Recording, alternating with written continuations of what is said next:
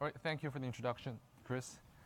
So, hello everyone. My name is Edward Liu, and I've been working on R&D on real-time ray tracing at NVIDIA, and basically prototyping ray tracing-based rendering in AAA game engines since a while back. So I'm pretty hyped that we finally launched Turing.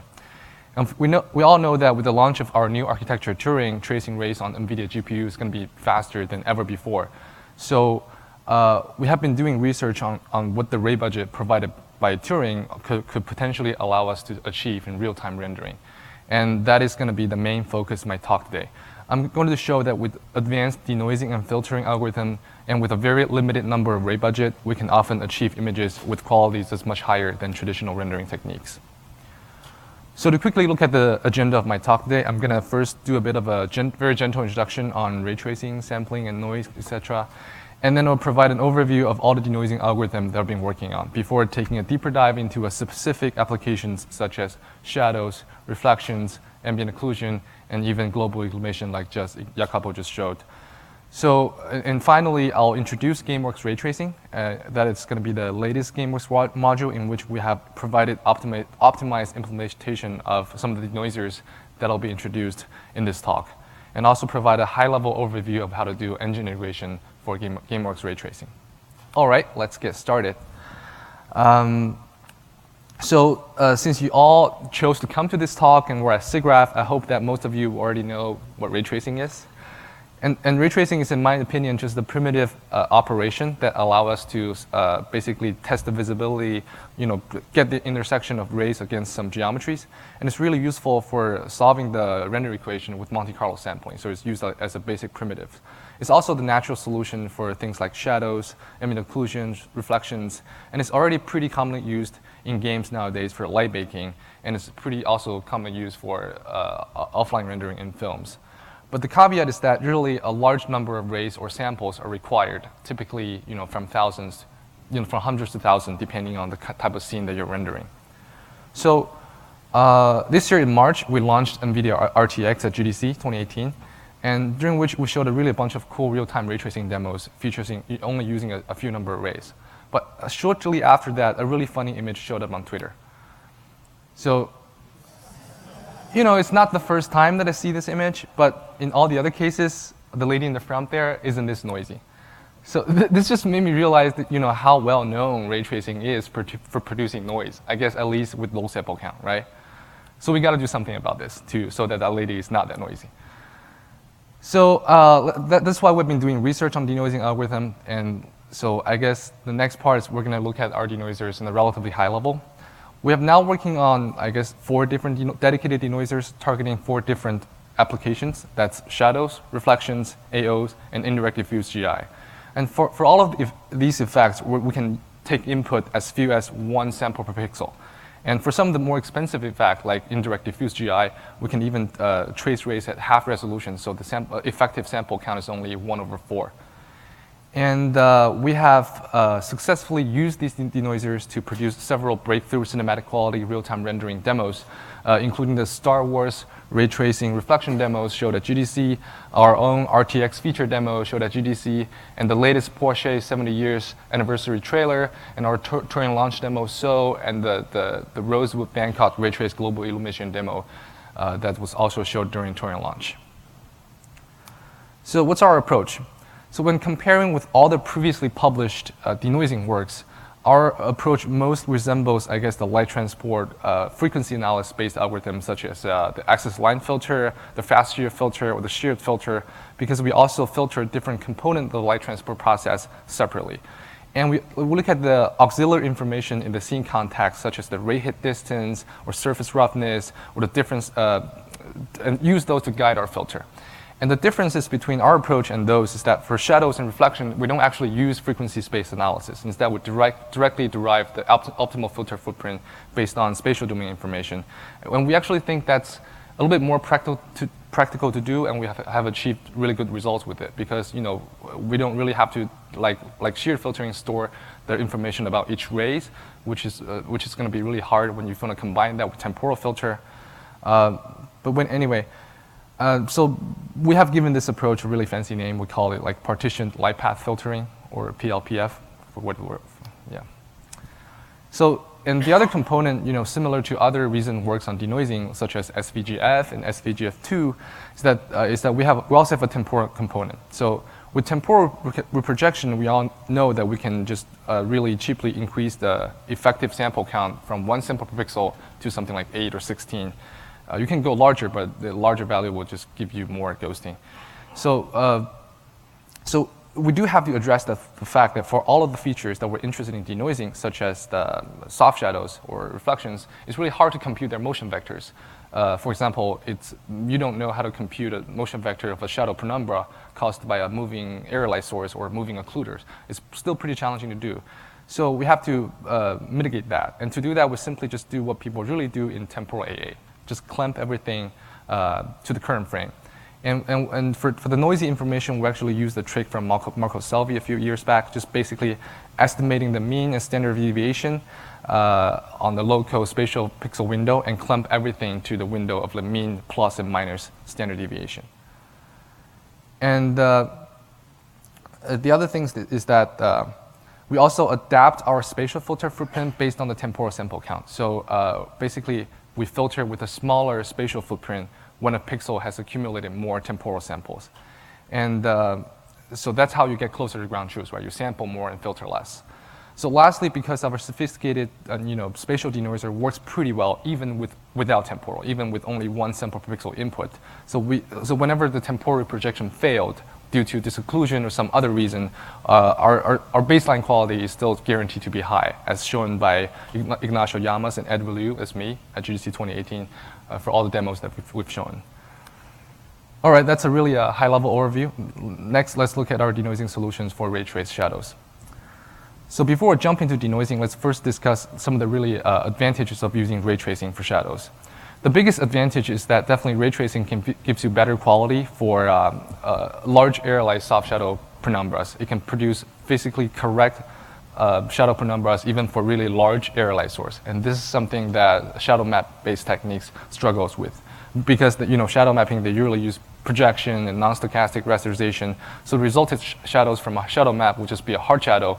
And when your light source gets sufficiently large enough, if you just want to do blurring a hard shadow into a soft shadow like PCSS, it doesn't get you very far because their shape is so different. And apart from that, one of the other traditional techniques like capsule shadow, which is pretty popular for character shadow in games.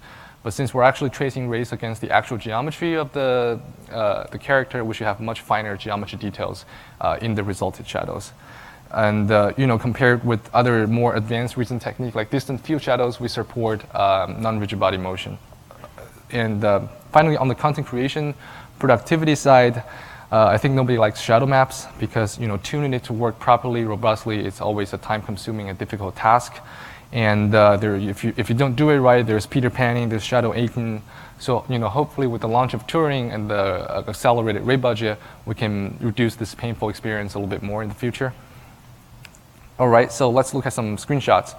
So this is the results of ray traced shadows using hundreds of rays per pixel to simulate a slightly overcast sunlight sky. That's why there's a bit of a contact hardening going on in all the shadows, and there's some soft shadows over the trees there. And the next image is the results of applying our denoiser to the 1 sample per pixel ray traced shadows. I don't know if you see any difference, but it's pretty subtle. So we get a really close match from 1 sample per pixel ray traced to ground truth. And this is the input of our denoiser, just so give you a sense of how what kind of processing it's doing, and you can see it's pretty noisy over there. And finally, this is what you will get with shadow mapping, and there's a bit of a Peter panning going on at the feet of the pedestrians, and we also lose the interesting contact hardening in all the shadows. So I think it's a pretty obvious win in ray tracing. And just another example this time with I'm putting a large spherical light source over there. It's highlighted by the wireframe. It's a little bit hard to see, so there's a big spherical light source over there. Again, this image is rendered with hundreds of rays per pixel, so it's really high quality soft shadows, really high quality contact hardening going on. And boom, the next one is the result of the denoising 1 sample per pixel ray traced shadows with our denoisers. Again, the difference between that and ground truth is again pretty subtle. And the next one, just again to give you a sense of what the denoiser is doing, this is noisy input to the denoiser. And then finally, this is what you would get with shadow mapping. The comparison is a little bit unfair, because typically if you want to simulate that phenomenon for, for a spherical light source, you would use multiple shadow maps, a lot of shadow maps maybe, and then blur them, but I didn't do that here. It's pretty expensive and not that robust at times, so just take that into account. So I know what you're thinking. For any techniques involving a temporal component, don't just show me images. It's a lie. So show me videos, right? So that's why I've prepared in-editor session videos that show you what things would look like if things are in motion. So I don't have time to prepare things that's more artistic or cinematic. It's just an in-editor video, but check out our demos, like the Porsche 2070s or a 70 years anniversary, or the our lunch demo. They all use these denoiser here. All right, for now, let's look at my crappy video. So I'm going to be dynamically resizing the light source here. And you can see as I change the size of the light source, it's really responsive. And then I'm going to try moving the light source. And even though we don't have the correct motion vector for the shadows, it still looks really good. And I can make it larger and move it again. So just to challenge the temporal part a bit more. And then I make it even larger and move it again. And since you have seen the screenshot comparison before, all the denoise results are really close to ground truth. All right, and the next video, another example showing rectangular lights behind a bunch of pillars. This setup has begun to be a little bit popular for recent denoising papers. Let's see how we do here. So even with, I guess, rapidly moving the area light source behind the pillars, the shadow looks really good. And I can dynamically change the shape of the rectangular light source, and the shape of the shadow changes accordingly in a really responsive way. And then again, some movement. And rotating the light source like that produces a really interesting change in the shape of the shadows too. So it's really fun to play with. And maybe soon after that, you can have this kind of thing in your editor. It's really fun. All right. Now that you've seen the denoiser in action, here's a brief overview of how it works. So first of all, the equation of direct lighting can be written as a product between the cosine term, the BRDF, the direct lighting, direct radiance by sampling the area light source, and the visibility function, if we separate the direct radiance with the visibility function. So directly reconstructing this integral can be a little bit tricky, because a really bright spot in the radiance term can get filtered into a huge bright blob.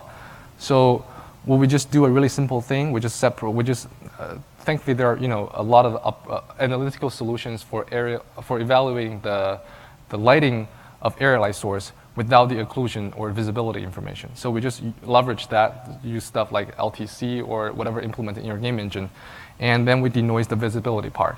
So this is it looks fancy, but this is already what happened with shadow maps anyway. So we leverage a lot of the existing and like the structure of a rendering engine in game engine nowadays.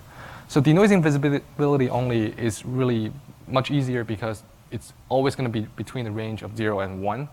And for the actual denoising, we use a lot of the auxiliary information from the G-buffer, as well as from the ray tracing context to guide the filter. For example, we use depth, we use normals, and we also use the denoiser has to be aware of the size and the direction and type of the light source. So in the end, it's going to be a separated cross bilateral filter, but with different filter radius and different filter weights per pixel. And we actually have 3 different solutions for radial lights, directional lights, and rectangular lights to estimate their spatial filter kernel footprint, just so that we can match the ground truths as close as possible. And because of the fact that denoiser needs to get information specific to a light source, like minimum hit distance or the light types and light directions, we have to denoise the shadows for each light source separately. This is, of course, suboptimal for performance, because the performance is going to scale linearly with the number of light sources that you have in your scene. But we were just able to achieve much higher quality with this, other than denoising everything all together.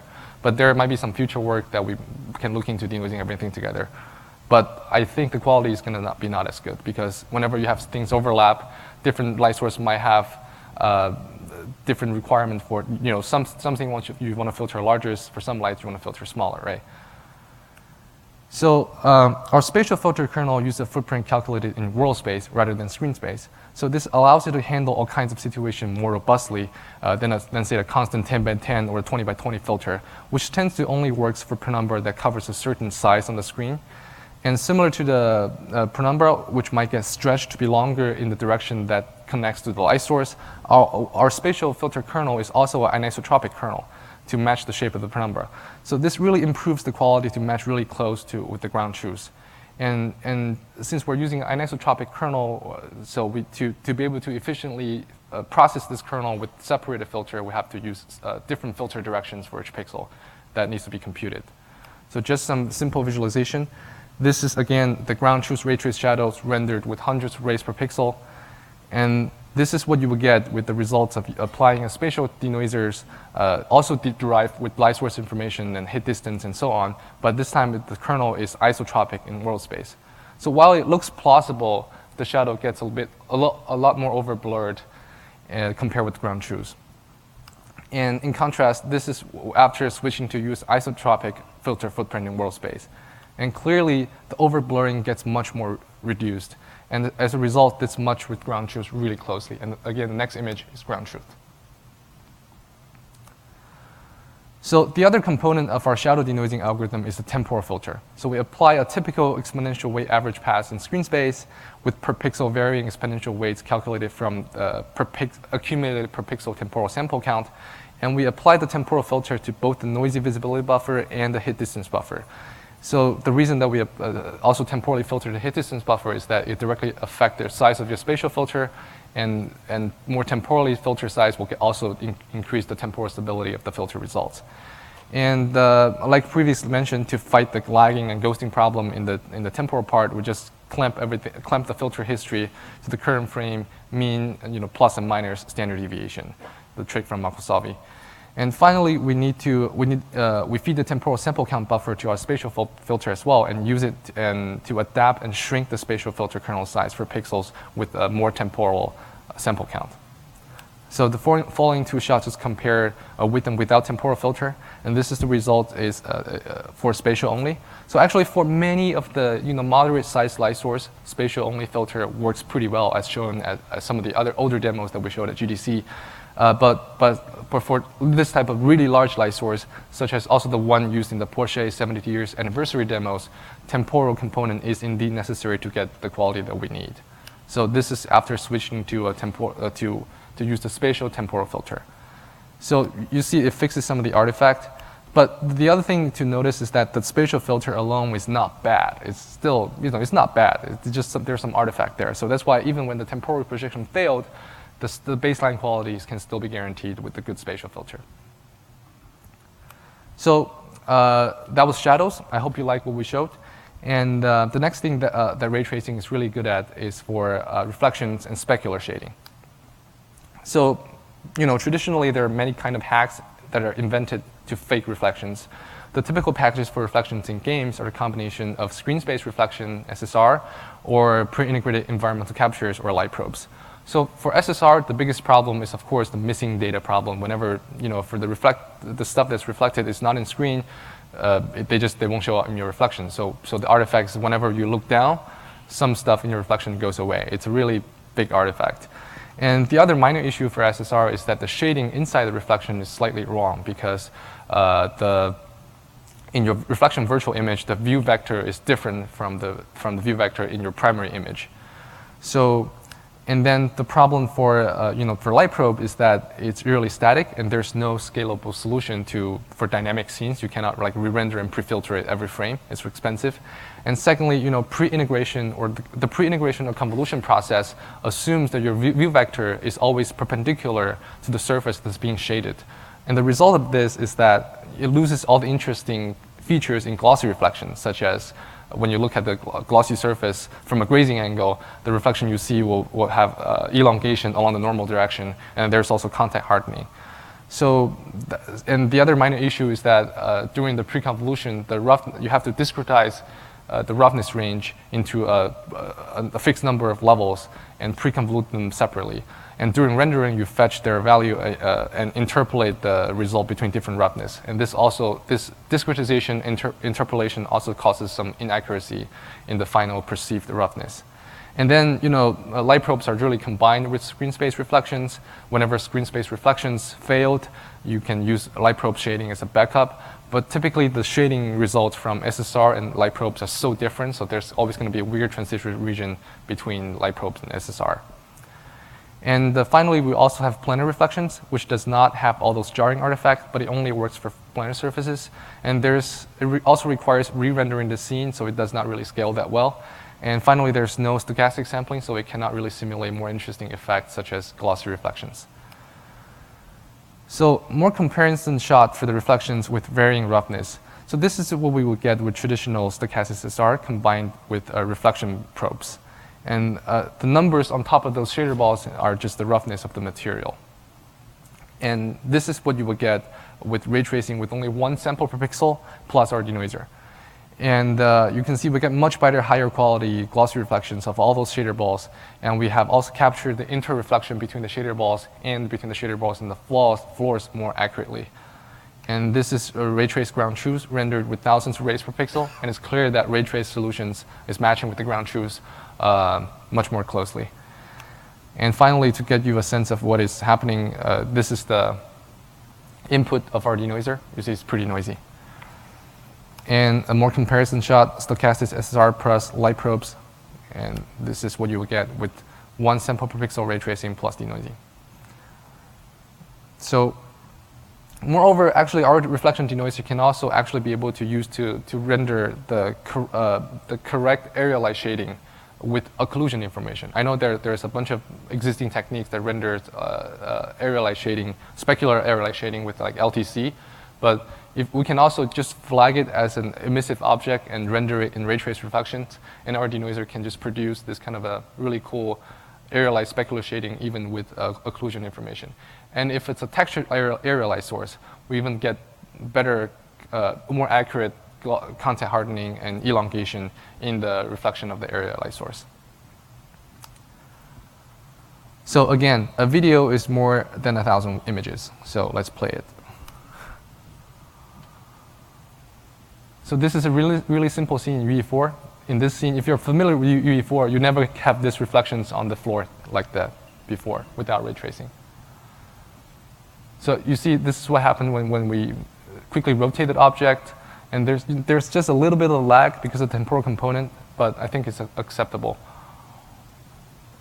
And again, with moving camera, we're going to see the results of shader balls ranging with roughness ranging from really low roughness to 1.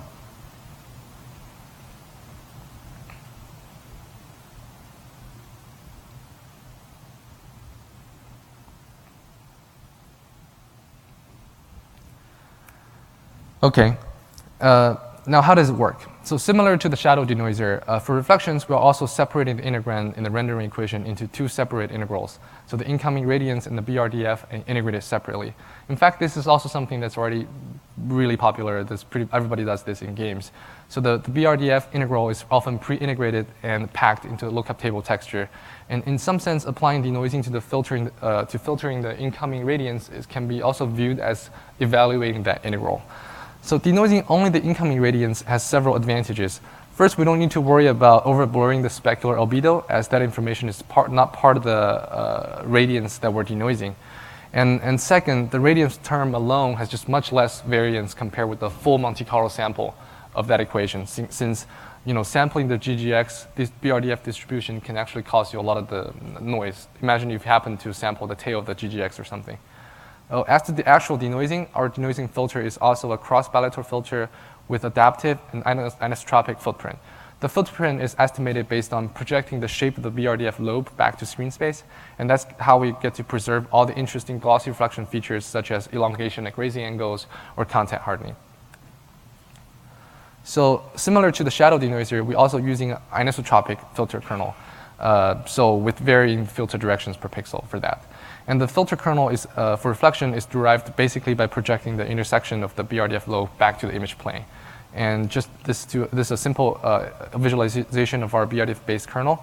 You can tell that at grazing angle, the kernel is stretched along with the glossy reflection to be more elongated in the normal direction.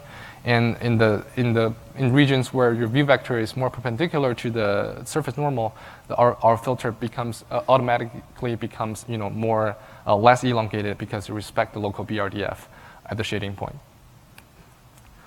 And another really interesting fact of the BRDF-based kernel is that it doesn't really necessarily need to take noisy reflected gradients as input. It can take an image with mirror reflections and then just filter it into a glossy reflection image.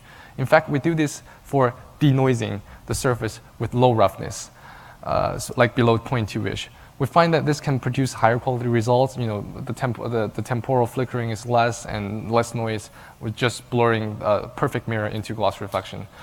Of course, for surfaces with higher roughness range, this won't work because your BRDF footprint is going to be so big that your field of view is just not enough. There's not enough information in your field of view for you to filter with. But for low roughness, it works pretty well. And the following screenshots demonstrate this process. So this is the input of our reflection denoiser. As you can see, this is a surface with roughness of 0.15 in GGX squared roughness. And then after applying the denoiser, this is the result that we can get. And finally, this is ray traced ground truth with thousands of rays per pixel. It's pretty surprising that we can get this close even just by filter a mirror reflection into this. So the reflection denoiser also has a temporal component in it. The temporal filter has basically all the features in the ones that we use for shadows. So we temporally filter both the incoming radiance and the hit T. And then we also shrink the spatial filter size based on how many valid temporal sample has a pixel accumulated. And moreover, since the BRDF-based kernel often requires a really large footprint for you to resolve all the tail of the GGX, so that's often like hundreds of pixels in size. It's just impractical for us to apply the filter that large. So for reflection, we use another trick that we only select a few number of taps within those hundreds of pixels in the BRDF footprint. And then we jitter those taps, both temporally and spatially, so after we jitter those taps, there will be some additional noise and temporal instability in the results, but that can be easily fixed by chaining another temporal pass after the filter results. So just to visualize that process, as for rough surface, the footprint of the BRDF can be easily, like hundreds of pixels in size, and it's just really large, really expensive to filter. So what we do is we only select a very few number of taps in this range, and then jitter these taps temporally and spatially, and rely on another temporal pass later to fix the additional noise introduced by this jittering. So just to show you, this is what you would get by blurring a mirror image into a glossy reflection image. And because the BRDF tail, the GGX tail is really large, we actually, in this image, requires for you to use a pixel size as large as 800 pixels for you to get this kind of results. And the next is the result of sparsely distributing only 20 taps within the estimated BRDF range. And you can see there's barely any difference between this image and the previous image, but the performance improvement is over 20x. And finally, this is the ground truth image. Again, both the previous image are matching pretty close to this one. So, and this is just naively setting the maximum filter size to be 20. And you can see in this case, it's just huge under blurring. So that's a really nice trick. And the next thing that's really useful is how we do compute the motion vectors for temporal projection. And the most common approach is what Frostbite is using for their stochastic SSR solutions, which is to use the virtual depth calculated from the ray hit distance to reconstruct the virtual reflected position and use that position to do temporal projection. However, that only works for planar surfaces. For curved surfaces, curved reflectors, this doesn't work because the virtual depth will be modified by the local curvature. So Maxim Altenstein, when he was working at FutureMark, figured out a really smart way to address this. So which is basically model the local pixel neighborhood as a thin lens, and from which we can use a thin lens equation to calculate the correct virtual depth even in curved virtual images. So to estimate the to construct the local thin lens model, we can, local curvature and so on, we can simply use the neighbors' positions and normals to do that. So with this trick, we can even project reflected images on curved reflectors. So for more details, please refer to Maxim's GDC 18 slides for this. But I'm going to just show two videos of with and without this trick. So first, this is just using the reflected virtual depth. And you can see while on the plane it works pretty good, on the shader ball that's curved, there's really obvious ghosting going on. And next is with this thin lens equation trick, now both the reprojection on the shader ball, oh sorry, that's still the other video. Yeah, this is with the other trick. So now the reprojection on both the shader ball and the plane below the shader ball works really good. So this is a really useful trick too. So the third ray tracing effect that I'll talk about is ambient occlusion. And you know, as usual, people usually use screen space-based techniques for ambient occlusion, and that just darkens the corners and the edges, and also leaves a dark halo around everything. It also, you know, SSAO will fails at viewport borders and cannot handle occluded that are off-screen or in-screen but occluded geometries. But the most important reason that ray traced ambient occlusion is going to be more preferable is that we're actually curing the visibility surrounding a given surface point by actually tracing rays against the geometry. So it's going to be always more robust and gives you higher quality in the results. So some comparison, this is what you would get with like a traditional screen-spaced ambient occlusion. And this is the results of denoising one sample per pixel ray traced ambient occlusion. And next is the results of ground truths rendered with hundreds of rays per pixel. And finally, this is the input to our denoiser. And it's a routine. Now I'm going to show a video. So in this video, I'm going to try to quickly drag the furniture around. And even though there is a temporal component and we don't have the occlusion, the motion vectors for the occlusion caused by those furnitures moving, it still looks really good. The lagging is really acceptable, and the quality is really high.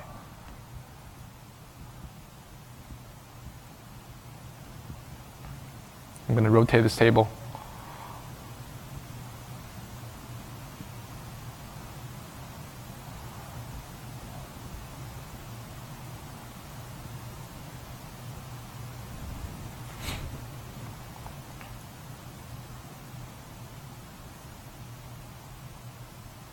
So you do see some ghosting on the sofa itself. That's because in Unreal Engine Editor, when you move the stuff around, it does not produce motion vectors on the sofa. So if it's a real animation, the ghosting on the sofa itself will be much less reduced because we will have motion vector there. Okay, so our denoiser, again, is a cross bilateral filter with adaptive filter footprint per pixel. And the general idea is based on the axis line filter for indirect diffuse from Meta et al. From 2013, which basically varied the filter size based on the ray hit distance. So intuitively, the visibility should change slower in open region and faster in contact region, so we can use more information when the hit distance is longer, and we can reuse neighbor information less when the hit distance is shorter. So just some comparison. This shot uses a constant world space filter radius, and while it is pretty good at removing all the noise, you can see that a lot of the contact details in AO are missed.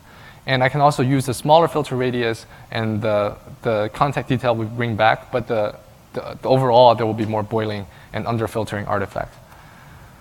And with varying filter radius kernel guided from ray hit distance, we can preserve the details the close range detail in AO much better than without. All right, that's it for AO. It's pretty short. So the final effect that I'm going to talk about denoising is global illumination. And as mentioned by Jacopo before, the denoiser that we're talking about here can be either used for his light map filtering stuff or directly on top of raw output of a typical path tracer, though with different trade-offs. So real-time global illumination is definitely the holy grail of computer graphics, and its denoising is definitely much more challenging than all the previously mentioned effects, such as ray traced shadow or ray traced AO. And the amount of variance in the one sample per pixel result is just much more higher. And in some really challenging case, the one sample per pixel path trace result, you might have only one in every hundreds of pixels that is actually not black, that actually have some contribution, because most of the time, a lot of your pixels just fail to sample a valid light path that connects the camera to the light source, so their contribution is 0. So because of it's more difficult to sample, we have to either compensate this by filtering more aggressively, either spatially or temporally. But doing both of those are problematic. A really large spatial window would wash out all the details in your indirect lighting, so you don't have any indirect shadows. And a really long temporal window would leave a lot of ghosting. So how do we approach this? So our approach is actually a temporal spatial denoiser that's similar to the A01. So first, the denoising is only applied to the indirect diffuse component. So the direct lighting, such as shadows or reflections, they're not part of the thing that we're denoising. And this makes everything a lot easier, since we don't really have to worry about preserving the details in the shadows anymore. So under this condition, the indirect diffuse can become rather quite a bit similar to ambient occlusion. In fact, that's what the original AAF paper is about, is denoising indirect diffuse. So we also apply a temporal filter to both the noisy irradiance for indirect diffuse and the hit distance buffer. Then we also do a world space spatial kernel with footprint guided from ray hit distance. And again, we also shrink the temporal we also shrink the spatial filter kernel size based on how many valid temporal sample that a pixel has accumulated, so that this gets us further to ground truth. Again, more samples, less filter. And we can again use this step as the last denoising step for Jacopo's light map space caching and filtering solution. In less challenging scenes, we can actually just combine Jacopo's sample projection trick with this screen space temporal spatial denoiser to get really good filter results. So some images, Jacopo has already showed this scene. So this is what you would get with the typical pure 1 sample per pixel path tracer. And this is still only sampling the indirect diffuse component. You can, like I said, a lot of the pixels are just black because they fail to reach the light source. And boom. This is the result of applying our denoisers for global illumination. The things are looking much more cleaner now, and if you look closer, we still managed to preserve a lot of the details, such as the shadow, indirect shadow casted by that pillar, or the indirect shadow casted by the table and over there. So we're just not blindly blurring everything. And next one is ground truth. The ground truth does still have a little bit more indirect details and indirect shadows there, so we still have room to improve. So I'm going to show a video that's really similar to what Jacopo showed earlier, but it's a slightly different version, I think. So in this video, there's no light maps. Everything's dynamic. And all the pixel that's not directly lit, it's completely indirectly lit. So all those pixels are denoised by our temporal spatial denoiser.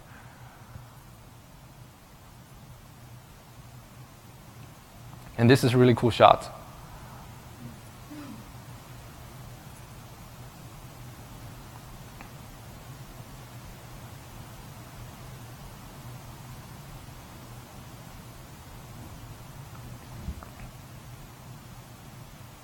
This is another cool shot. You can see the wall on the right gets lit up by the bright spot on the floor. And we can also, move the geometries. And you can see some change in the indirect illumination in the room.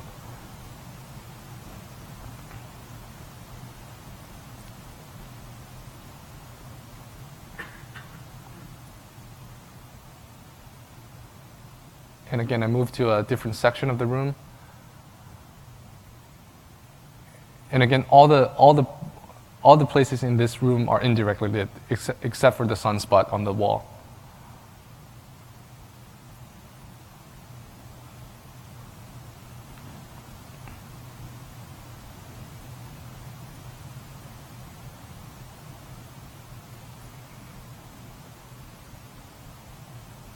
So if you look closer, when the light beam hit the red chair, you'll see some color bleeding of the red color on the wall, on the back wall there. That's pretty cool.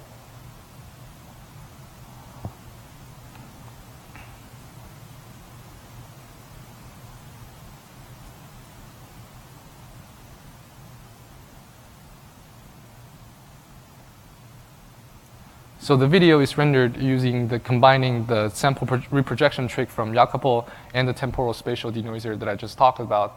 And so they're all screen space, and you can get this type of quality. So if we cache things in light map space, it'll just be even more robust and looks even better. All right. So I'm showing some shots comparing the adaptive filter kernel based on hit distance here. So this is again applying a constant filter radius in world space. And while there's not that much noise, we lose you can see there's no indirect shadow for the balls over there. And next, this is using the spatial filter kernel size derived from the hit distance. So it's clear that we get much more details back in the indirect shadow region. And finally, this is the result of using the temporal sample count to further reduce the spatial kernel size. You can see that this also improves the quality quite a bit. Now we just get more indirect details. So the next two slides is an additional bonus. We can actually combine the GI denoiser with the reflection denoiser to render GI inside glossy reflection as well. So to do this, we basically just output the virtual depth and normals inside the reflections. So when we do path tracing, we output the G-buffer information when we hit the first diffuse surface after some specular bounces. And then we just denoise the GI in virtual images as if the same if we do in primary images.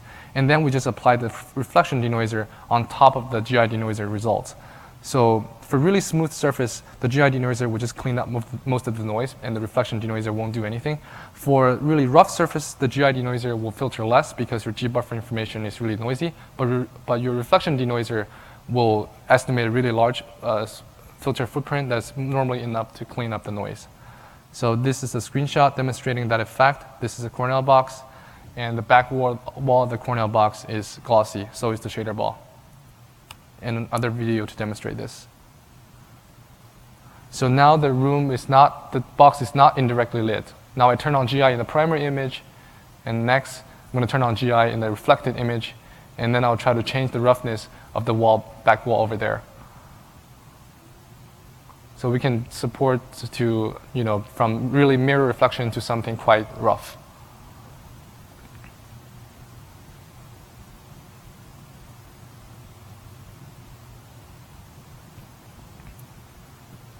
And then again, we can move the light source so that most of the room behind the light source is completely indirectly lit. And this is really cool.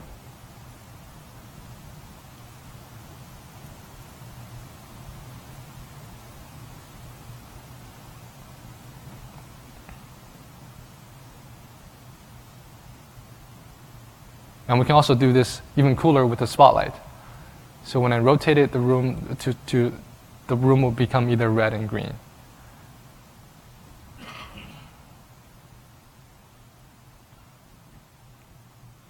Yeah, I can play with that all day, so I would just skip it. All right, so that's it for all the the tech side on all the denoising research that we've been doing. And the last section of my talk is an introduction to GameWorks ray tracing. So first, what is GameWorks ray tracing? I'd start by explaining what is it not. It's not a separate ray tracing library that handles all the complicated tasks such as BVH build or implement ray tracing sampling or shading for you. It is simply a set of library that implements some of the denoisers that we introduced earlier in this talk. So the application is expected to write their own ray tracing shaders and just provide expected input to the library, and the library will return you the denoised output, and then the application is again responsible for compositing the denoised results to the rest of the rendering pipeline. So we'll ship with the sample apps that implement the basic ray tracing shaders along with how to use the denoisers provided by the library along with the sample apps. The initial release is planned to be at the end of September.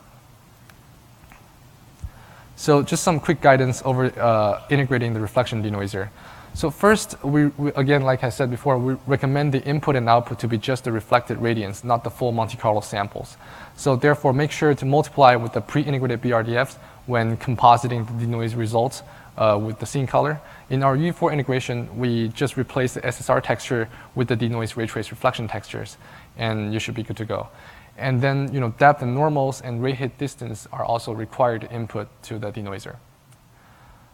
For shadows, the input also requires depth and normals and hit distance and other usual transformation matrices. And other than that, it requires to know which, it's a per light source denoising, so you need to know the size and the type or the direction of your light source. And the denoised visibility texture can be simply just used to replace the shadow map projection results and be passed into the lighting path, since they're all visibility only. Finally, for AO denoisers, it's the simplest one. It also requires depth, normal, and hit distance and other transformation matrices. And the denoised output can just be set as can be replaced wherever you use your SSAO texture in your engine. All right, that's it. Almost concludes my part of the talk. For summary, I just have one thing to say. Ray tracing is coming. It's not going to ever be the future. All right, here's some acknowledgements, and I have time for questions and so on.